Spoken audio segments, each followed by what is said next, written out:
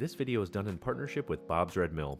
Hey guys, what's going on? Chef Billy Parisi here. Thanks so much again for checking out my YouTube channel. Today I'm going to make one of my all-time favorite cakes. It's a ricotta olive oil cake with lemon and almonds.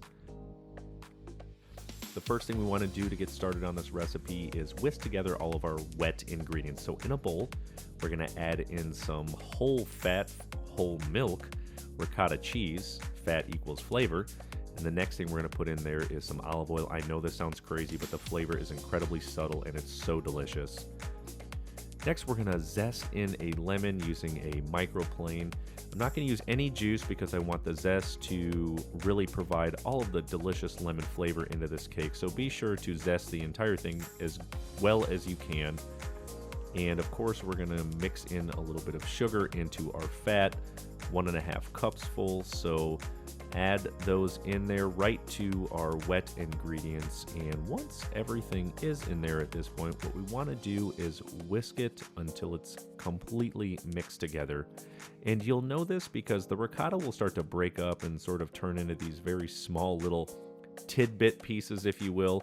Once the wet ingredients sort of smooth out and those little ricotta chunks sort of go away, we know we're in a good place, because at this point what we really want to do is get in our eggs. So we want to add the eggs in just one at a time. So simply crack them in one at a time and immediately whisk them until they're completely mixed in. This is going to help our cake be nice and light and fluffy. It's also going to ensure that our eggs are completely mixed in. Also, it's going to help in the rising process of this cake. So again, we'll go on to the second egg. Once everything is mixed in, we want to add it in there.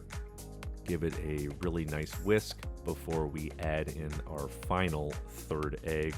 And again, whisk that in completely. Our wet ingredients should look nice and smooth and are just about ready for our dry ingredients. So in a separate bowl, we're going to add in some Bob's Red Mill superfine almond flour. Almond flour is obviously high in protein. It's got a lot of great flavor. It's just almonds that are finely ground up. We use Bob's Red Mill for just about everything. They have an assortment of amazing products, whether it be flours or grains or even legumes.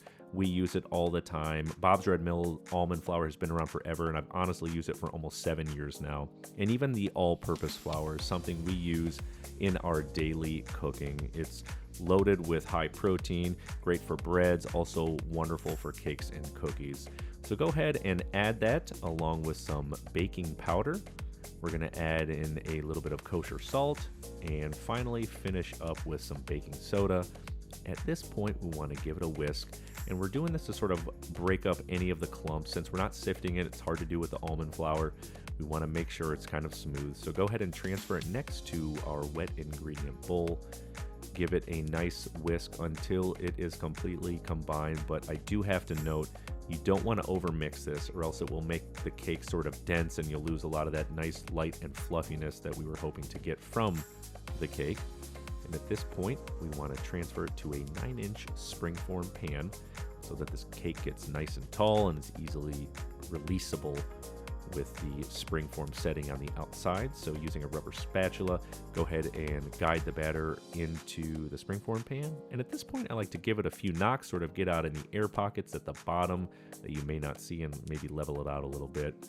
We're going into the oven on 350 degrees. It's going to take in between 45 and 50 minutes, or until it's nice and brown on top and firm in the center. This is incredibly important, so make sure you follow that.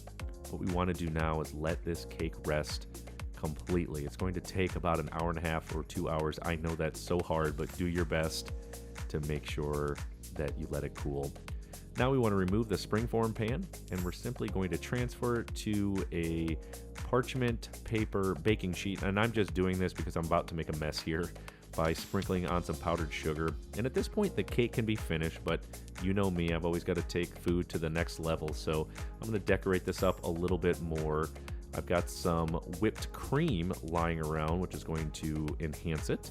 So transfer it over to a nice cake round, or plate is fine. I like to make it fancy. I'm going to give a few heavy whipped cream dollops. And if you've got fresh whipped cream lying around, this is perfect time to use it.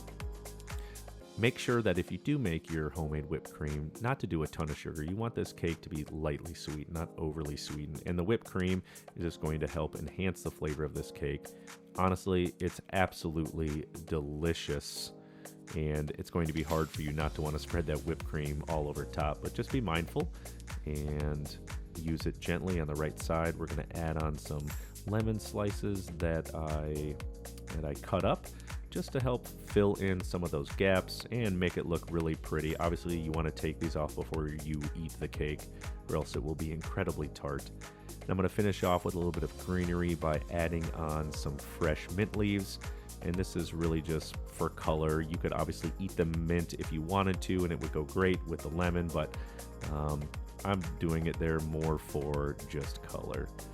So at this point, we've got a beautiful ricotta olive oil cake recipe with lemon and almonds. It's so light, it's so delicious, and honestly, it goes amazing with a cup of black coffee in the morning. It's not one of those overly sweetened cakes. It's very subtle. The olive oil is subtle, but all that fat from the olive oil just makes this cake so light and fluffy and absolutely delicious. Well, thanks guys so much for checking out this video. Please sub my YouTube channel. Please share this video and other videos. I'd love to get the word out a little bit more, and be sure to come back next week to see what recipe we're doing next. But for now, I'm signing off because I clearly have a ton of ricotta olive oil cake left to eat. We'll see you guys later.